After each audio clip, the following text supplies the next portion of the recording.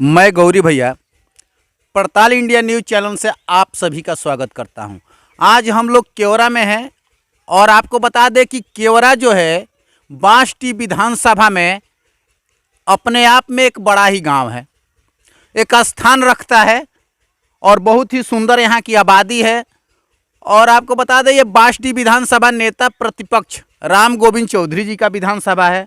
आपको हम बता चुके हैं पहले भी कि ये राम गोविंद चौधरी जी यहाँ से 3 बार जीत चुके हैं और इस बार उन्होंने अपना आखिरी चुनाव का शब्द बाण चला करके जनता के बीच में आए थे। तो देखते हैं कि इस बार क्या होता है और लोगों की उम्मीद कहाँ तक है, अंदाज कहाँ तक है कि इस बार बांसडी की सत्ता राम गोविंद चौधरी जी नेता प्रतिपक्ष के पास रहेगी या खिसक जाएगी। इन्हीं उम्मीदों के साथ कुछ चौपाल में लोग बैठे हैं, अपने कामों से बैठे हैं और हम यहाँ पे सर्वे निकले थे, इन्हीं लोगों से बात करते हैं। क्या नाम है भैया आपका? हाँ जी, सुरेंद्र गिरी। सुरेंद्र जी, ये बताइए कि ये जो बांसडी विधानसभा सीट है नेता प्रतिपक्ष राम गोविंद चौधरी जी की विधानसभा सीट है, उम्मीद है कि नेताजी अपनी सीट बचा लेंगे? हम कुछ नहीं कह सकते हैं। अच्छा, यहाँ पे लड़ाई कैसी रही? लड़ाई बराबर की है। बराबर की है? हाँ। अच्छा, आपको बता दें ये बांसडी विधानसभा वो विधानसभा है, बलिया जिले में 7 विधानसभा है, 7 में कभी ना कभी कमल खिल चुका है, लेकिन बांसडी विधानसभा ऐसा है जहां आज तक कमल नहीं खिला है। आपका क्या मत है, राम गोविंद चौधरी जी अपनी सीट बचा पाएंगे? कहने का मकसद है सीट बचा पाएंगे या नहीं। यह लड़ाई एक प्रतिबिंब की तरह जैसे घड़ी की सुई होती है जी, वैसे खड़ी है जी। और एक संदेश देना मैं ये भी चाहता हूँ कि ये जो लड़ाई बहुत गंभीर है और कौन अपना प्रतिष्ठा बचा पाएगा या नहीं ये कहना मुश्किल है। कहना मुश्किल है। कहना मुश्किल। कौन अपना प्रतिष्ठा बचा पाएगा या नहीं ये कहना मुश्किल है। लड़ाई जो है कांटे की सुई की नोक पर खड़ी है। अच्छा, एक बात बताइए, यहाँ पे जो जातिवाद और बिरादरवाद था उसमें तो लोग कहते हैं कि राम गोविंद चौधरी जी भारी पड़ रहे हैं, आपका क्या मत है? हम ये नहीं कह सकते कौन भारी पड़ रहा है कौन हल्का पड़ रहा है।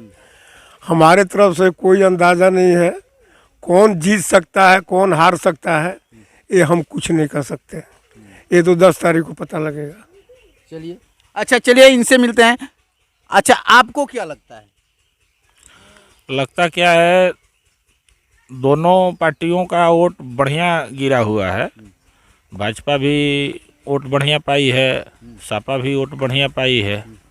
जबकि दोनों को देखा जाए तो फाइनल ये नहीं कहा जा सकता कि सपा निकल रही है या भाजपा निकल रही है, लेकिन लड़ाई दोनों में सही चल रही है। और जो भी निकल जाए उनकी भाग्य, उनका स्थिति।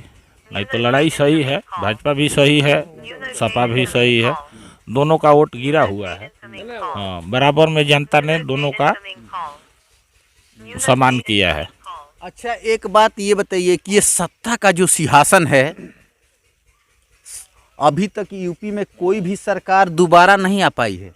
आपको ये बता दें कि दोबारा किसी की सरकार नहीं बन पाई है, लेकिन इस बार क्या जोगी जी सत्ता के सिंहासन पर पुनः आसीन हो पाएंगे? ऐसा है कि यह लड़ाई जो है, मैं किसी पार्टी विशेष की भावनाओं को आहत नहीं करना चाहता हूँ, लेकिन यह जरूर कहूँगा कि यह लड़ाई देवता और दानवों के बीच है। कहना मुश्किल है, दोनों अपने आप में कहीं से कम नहीं है। हाँ। अच्छा, ऐसा अच्छा, मुद्दों के नज़रिए से भाजपा भारी रही या सपा भारी रही? मुद्दा सबका अपना फ्लॉप है। आज तक आज़ादी के बाद जितनी भी पार्टियां आई मुद्दे पर चर्चा की, तो मैं जहाँ तक समझता हूँ कि एक बेवकूफ़ बनाने वाला एक ये होता है, नहीं होता है कि बना लो सबसे कहो बेरोजगारी है, महंगाई है, ये है वो है। तो मैं पूछता हूँ कि 42 में आंदोलन हुआ, सन 47 में देश आज़ाद हुआ, तो आज तक जब तक ये आज तक सारी पार्टियां इस मुद्दे को चुनाव में प्रयोग किया है,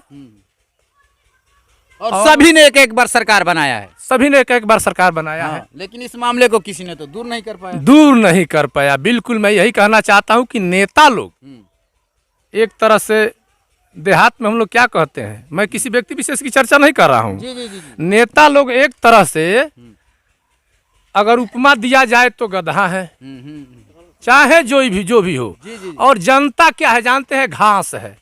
5 साल पे आते हैं लोग और चर करके चले जाते हैं, उसको जी जी जी उसको चबा जाते हैं। जी जी।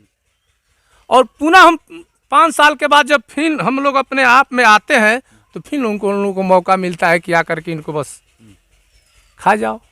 तो इसके मतलब सिवा कुछ है नहीं। और जैसे बेरोजगारी और नौकरी की जो बात करते हैं, तो जहाँ तक हमारा समझ है कि अगर परसेंटेज निकाला जाए आबादी के हिसाब से तो 3.7 जितनी जनसंख्या पूरे भारत की है, 3.7 अभी सेंट्रल गवर्नमेंट, राज्य गवर्नमेंट लेकर के नौकरियां हैं अभी तक।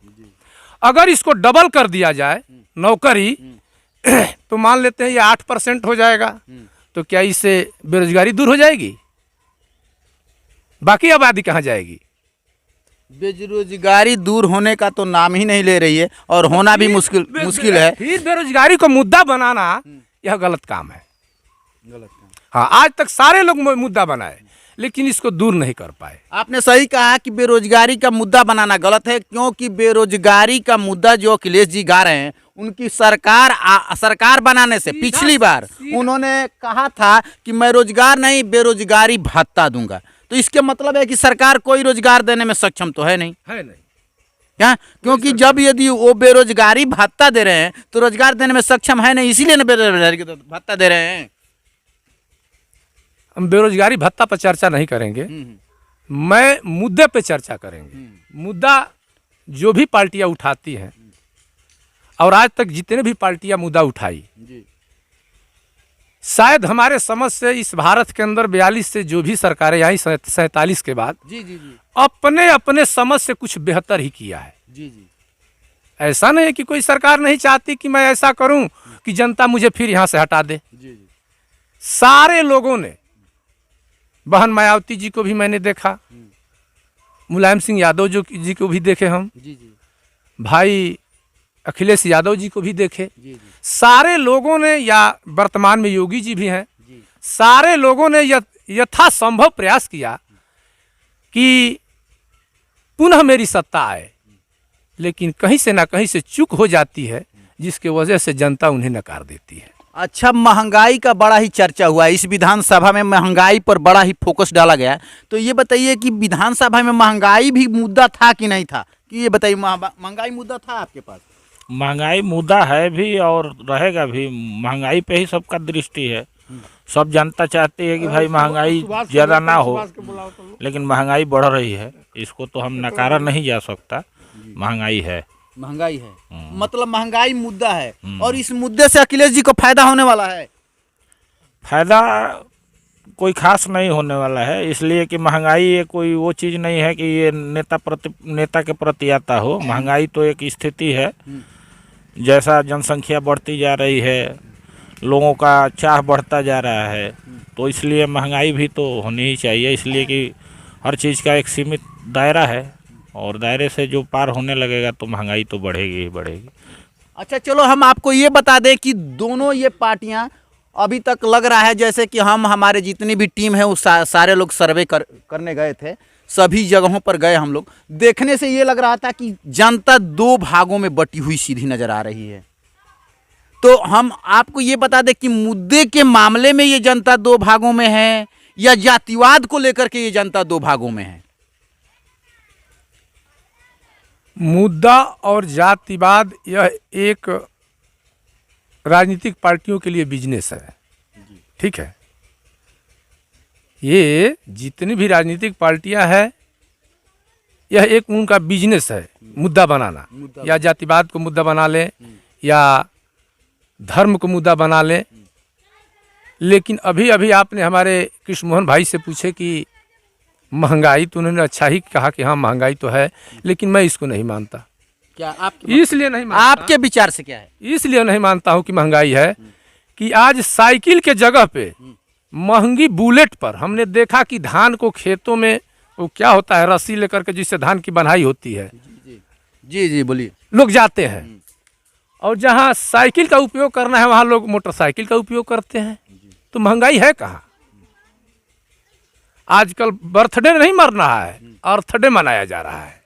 आजकल बर्थडे नहीं मन रहा है, अर्थडे मन रहा है। छोटी छोटी खुशियों पर प्रहार कर रहे हैं आप। चलिए एक बात बताइए कि मुद्दों में कौन पार्टी सबसे भारी रही? मुद्दों में अब कौन सी पार्टी भारी है तो मेरे को समझ में नहीं आ रहा। अच्छा, मुद्दों के मामले में जैसे अखिलेश जी ने महंगाई, बेरोजगारी, आवारा पशुओं का, इन सब मुद्दों को बार बार उठाए हैं अपनी सभाओं में।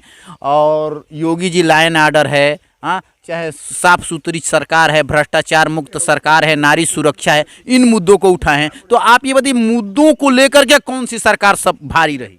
हम आपसे पूछते हैं, आप एक पत्रकार हैं, आप उसी बात पे हमेशा चर्चा करते हैं जो पुनः चर्चा करके गए। मुद्दा पे मैंने स्पष्ट कह दिया कि मुद्दा सारी पार्टियों के लिए एक बिजनेस है जी। तो फिर उसमें क्या प्रश्न करना है अब? चलिए, मुद्दा सारी पार्टियों के लिए एक बिजनेस है। आइए, एक किसान हैं हमारे तिवारी जी, इनसे भी बात करते हैं। क्या नाम है आपका? अनिल कुमार तिवारी। अच्छा तिवारी जी, आपको क्या लगता है कि सत्ता के सिंहासन पर कौन इस बार काबिज होगा? हमको कुछ मालूम नहीं। कुछ मालूम नहीं है। ये गांव के लोग हैं, अपने अपना अनुभव तो बताए, कुछ मालूम नहीं। ये बताइए कि मुद्दे में लेकर के कौन सी पार्टी भारी रही? दो पार्टियाँ। दो पार्टियां कौन सी?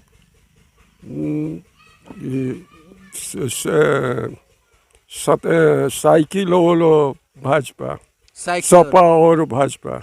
सपा और भाजपा। साइकिल और फूल। अच्छा ये बताइए कि ये नेता प्रतिपक्ष राम गोविंद चौधरी जी का सीट है, आपको अंदाज क्या है ये सीट क्या नेता प्रतिपक्ष अपनी बचा पाएंगे या नहीं? ये हमको मालूम नहीं है। चलिए, बड़ी ही कांटे की लड़ाई है। ये हम केवरा ग्राम पंचायत में है, अच्छा एक गांव है, और ये गांव के जनता है यहाँ पे चौपाल पे अपने बैठे हुए, घूमते घूमते एक सर्वे हो गया। इसी तरीके से हर गांव का सर्वे बताएंगे, जनता का मिजाज बताएंगे, जनता का अंदाज बताएंगे। इसी के साथ जय हिंद, जय भारत।